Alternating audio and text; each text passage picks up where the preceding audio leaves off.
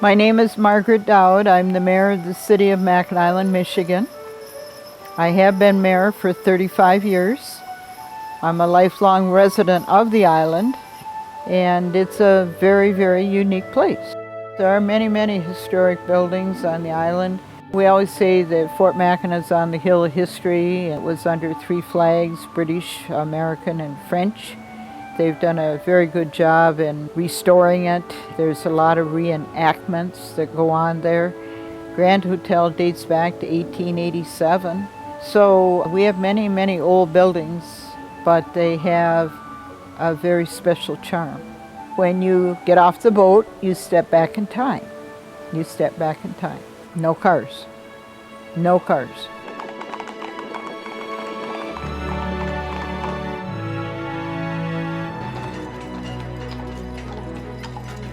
We're horse-powered. We're probably the only place left on Earth that's horse-powered. Mackinac Island has voted back in 1898 to not let the automobile come here. It's a small place, it's quaint, it's the kind of place where we get a lot of people that come to see how maybe people lived 100, 150 and more years ago. Horses draw buggies, they draw the wagons that bring and remove everything from the island. They haul the people around. We have a tour buggy system. We have livery buggies that take out people on private tours. We have wedding carriages because weddings are a big industry here. If you want a taxi, it's a horse-drawn taxi. If you want to take a tour, it's a horse. If you want to have something hauled, we call them drays. We even have all our UPS delivered with horse and dray. There's every kind of carriage imaginable. Livery buggies that are the big high-wheeled old-fashioned type. Private carriages that come in every size and type. We've got tour buggies, we've got dray wagons, we have garbage wagons. Just people with their sport horses as well. Anything you can imagine that moves, and it's got to be all moved by horsepower here. Another unique part of the island is the number of different breeds of horses that we have here.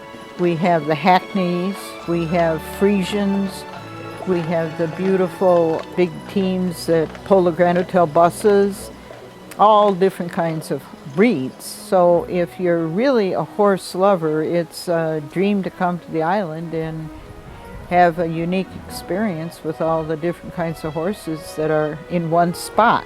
But when you have 350 to 500 head of horses on the island, you have to be very careful, and safety is a major concern. The horses have to be selected over time to be able to stand a lot of adversity from a horse standpoint. Horses are very sensitive creatures. They're aware of their surroundings all the time. And so when you have a large number of tourists and you have a lot of things going on, you've got umbrellas, you've got noisemakers, you've got kids screaming, you've got people hollering at each other across the streets. You've got guns going off up at the fort. Occasionally they fire the cannon. All of those things can disturb a horse quite a bit. And so we have to get horses that are really cool and calm and that get used to this thing over time. Those that can do it are of great value to us. Typically, our carriage horses will start their day about 6 o'clock in the morning when they get fed. Then they get groomed, and in many cases they get washed off and so forth so that they're cleaned up for the day. And then they'll get hooked to their buggies and be on the roads and coming down here by 9 in the morning. And they'll work a steady time hauling passengers and things as they do the tours here. And then they get switched typically at noon, and then they'll go in and eat lunch, and then the team that was off in the morning will go out in the afternoon. And then if our business is big enough, the morning team may go out again in the evening for an hour or two. Our dray horses, they may work a longer day, but they're typically standing still for long periods sometimes while they're waiting to be loaded and unloaded. They typically start early in the morning as well because the freight boats show up here about 7:30 in the morning. Livery buggies, they start out early in the morning, usually on the streets by 9 in order to take tourists around and show them the sights of the island. They typically have it easier because they don't have as many heavy people on a rig, but they have to be rested too. We've got a lot of hills here. As they go up the hill, then they'll stop for 2 or 3 minutes.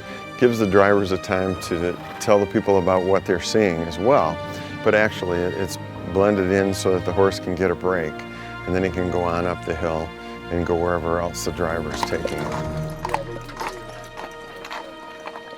In order to power this place, we need a lot of horses, and the horses eat a lot of material, and horses produce a lot of manure, and consequently we do, have a fly problem if we're not real diligent about taking care of it. And it's very important that we keep the flies under control because they're very detrimental to the horses if we don't have them under control, plus the people too, but they can be very, very bothersome for the horses. Many years ago, the state park sprayed to control flies on the island, and they sprayed with DDT. And they would go around like 4 o'clock in the morning spraying, and finally it was just to the point where enough was enough and it was stopped, and that's why the city then decided that we had to go a different route, and that is when we got into a program with the fly predators. Before we used them, we had a lot of flies. We were getting calls all the time from the drivers to spray their horses, or they were wanting fly spray, and it was a perpetual mess, I would say, where we were constantly, trying to spray horses, spray buildings, spray things like that. And of course, all of these toxins and stuff were an issue to our tourists as well as our drivers. But it was a big job. We had to have a fly spray technician, if you will. And we don't have to do that anymore. It's also a very, I'd like to say, ergonomic place. Everybody's concerned about the ecology of the island. We're trying to preserve it. It's one of the more historic places in the United States. We try to use things that, maintain its beauty and maintain its effectiveness. And so, we've gone to fly predators because they are environmentally safe, and they do a good job at keeping our fly population pretty much at bay. And that way then our horses and our tourists aren't getting needled by these biting flies, which typically happen in a lot of places where you have horses and where you have animals, livestock, and so forth. The fly program has worked amazingly well, and we've got some real positive results of it. And our cottagers are amazed that they don't have flies in the house anymore. And so we've advantaged ourselves from the housefly population as well as the biting fly population. It's been amazing. That program has been absolutely perfect. We've had no complaints. People have been very happy. We used to use DDT, and they fogged this whole island every few days. And it not only took care of the flies, it may well have taken care of many of the tourists, we don't know. But it certainly took care of the birds and the reptiles and the amphibians and everything else that people come here to study as well, because as an island, we're an ecologically isolated little place, and so we have our own unique features. Fortunately, most of that stuff has come back over time. And so the fly predator, he's a natural predator in North America, a normal bug who gets out there and does his job. And the way we're able to make it useful is, of course, by putting many more out there than Mother Nature would have naturally had here. And so it becomes an effective control program by their numbers rather than by some toxin that you put out. Fly predators kill flies by seeking out their pupae, which is a cocoonal state between the maggot and the adult fly. And they parasitize the developing fly. And actually that's their food source, it's their reproductive source, and so consequently it's a natural way to get rid of them.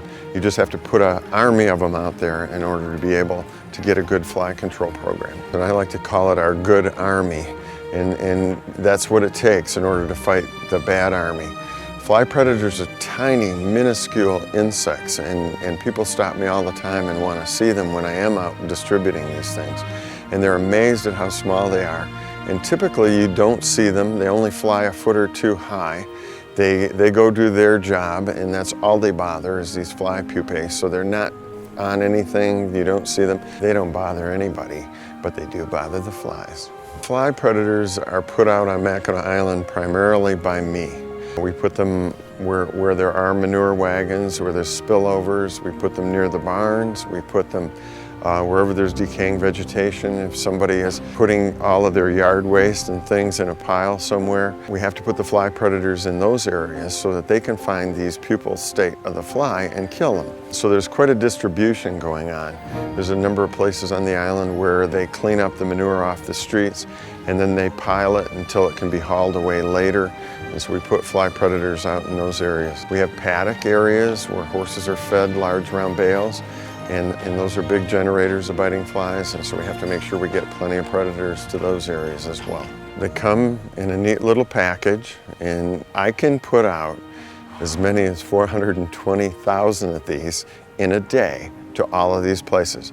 I never thought I'd be this interested in a bug, but I am, because it does bring such pleasure to the animals and myself and all the tourists that I am interested in making safe and comfortable. Fogging trucks that used to tool through here, before we knew the dangers, got away with it. But now that we know the dangers and we know the issues involved, we can't use that sort of thing. And we shouldn't. We shouldn't use them on the planet anyway. And what happens too is that our enemies, the flies in this case, they adapt to this stuff, and it soon isn't very effective anymore.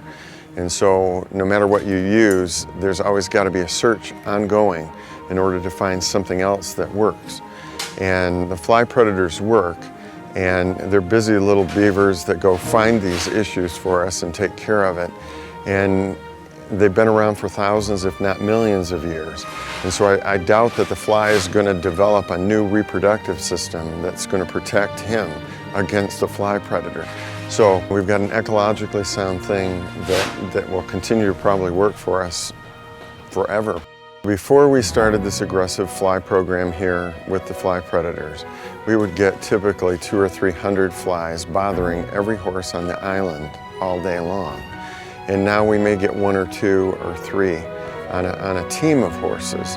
One fly can agitate a horse, certainly, but to have the numbers dwindle like that, it's just amazing. It really is. Flies are always there, and they're transferring blood from one horse to another, so that's always got potential to spread disease and to spread all kinds of reactions and things, hives and so forth. Just the agitation on Mackinac Island alone is a factor in horse behavior. And before we had good fly control, horses were agitated with them. And so it didn't take a whole lot more to make them want to get out of here. So it made it much more difficult for us to control them. And so by eliminating this big irritation, our horses are calmer, they're easier going. They can take the umbrella popping open in front of them a little bit better. They can take the gunfire from the fort. They can take the cannon blasts and stuff like that. It's not like it was in the old days when they were just constantly irritated and going like this. And then, boy, when something else happened, it kind of pushed them over the line. And a lot of our cottagers have made mention of the fact that all summer we only had to swat 1 fly. And they thought something strange had happened here.